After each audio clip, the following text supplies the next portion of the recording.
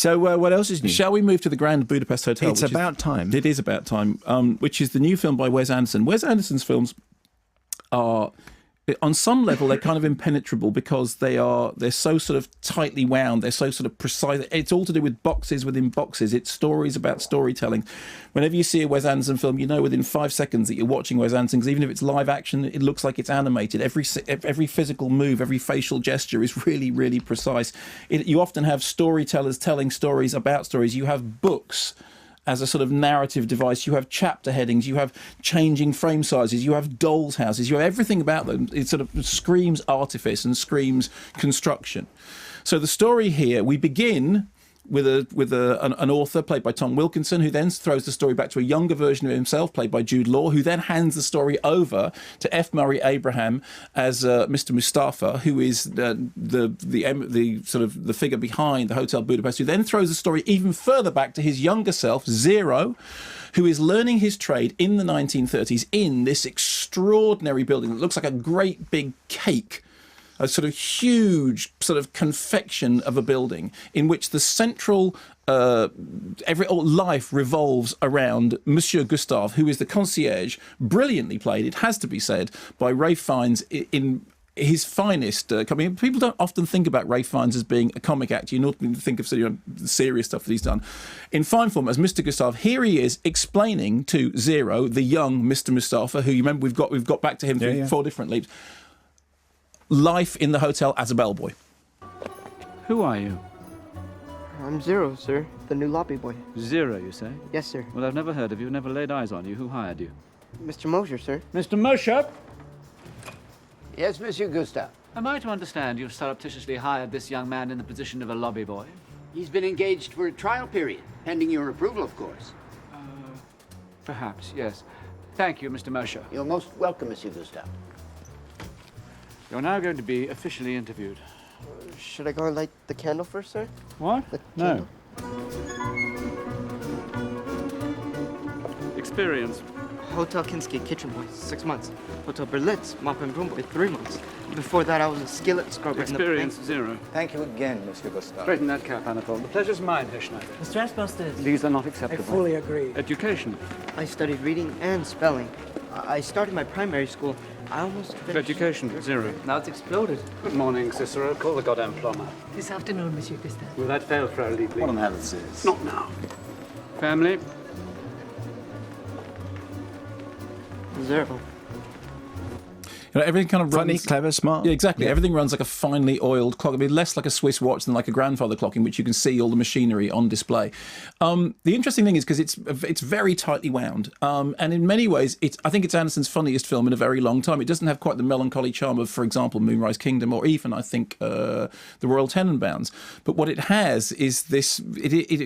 It's like watching this mechanism perform absolutely beautifully, and in which every single character. I mean, it is a ridiculous cast list. The cast list has got almost everyone in cinema in it, including an unrecognisable Tilda Swinton. You've got Bill Murray, of course. You have Mathieu Amalric. You've got Willem Dafoe, Lea Seydoux, Jeff Goldblum, Jason Schwartz. I mean, everyone is in there. Some of them literally popping up for seconds at a time.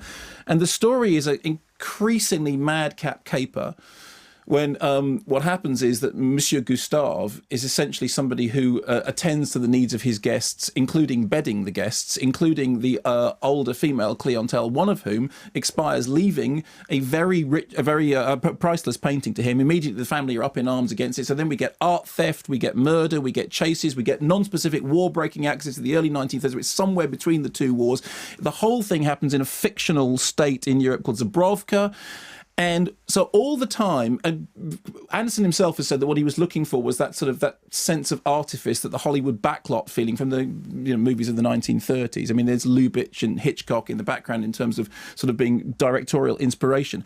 But what you get out of it is this sense of him having constructed this really, it's almost like the movie is like a doll's house. I said boxes within boxes. There's a key thing in it, which is the passage of cakes being passed from one person to another, often concealing something else. And the cakes come in these elaborate boxes that are all dressed up and then unfolded. And the movie is very much like that.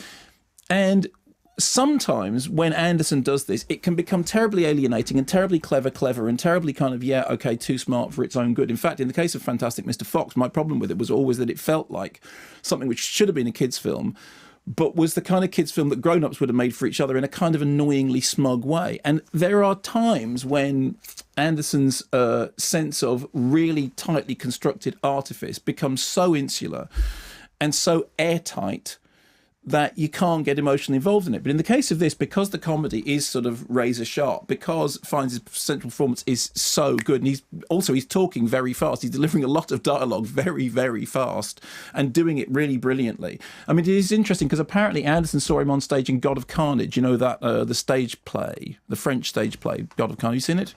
I haven't seen it, no. They made it into a film, Carnage. And I think that what he saw in Fiennes was the precision. Because the funny thing about it is you often think of comedy as being sort of, relaxed, and nowadays we've all got so used to comedies basically being the camera rolling and a bunch of people improvising in a room, which means that any comedy film, Anchorman has just been reissued with another half an hour or whatever it is of stuff, and you'll get the gags outtake reel in which it goes. I mean, a gags outtake reel in a Wes Anderson film will consist of somebody raising their eyebrows slightly too much and everybody falling about laughing. In the case of this, what Fiennes does is it's so precise. It's almost like outside the Swiss Centre in London, in which the mannequins come out when the clocks chime at the past. It's like that, and watching the machine work is really good fun and really entertaining, and that comedy manages to pierce through that sense of it being hermetically sealed world. So it's really well made. It's got everyone in it. Everyone is acting in a way which is completely artificial. It's meant to be artificial. It is funny. And that's the key thing. The reason it works is because it's funny. And it manages, therefore, within the comedy to be a number of other things, which is there are moments that are touching, particularly the moments with F.Murray Abraham, who brings that, I mean, one of your favourite actors, obviously, but, brings that sense of gravitas to it. Well, but, yeah, I mean, for Salieri. Yes, and he's a terrific actor, and he's one of those people who he commands the camera. He has a face that the camera loves. But as a result of it, the film feels satisfying. It's a great big confection. It is a cake. It's it's a fondant. It's a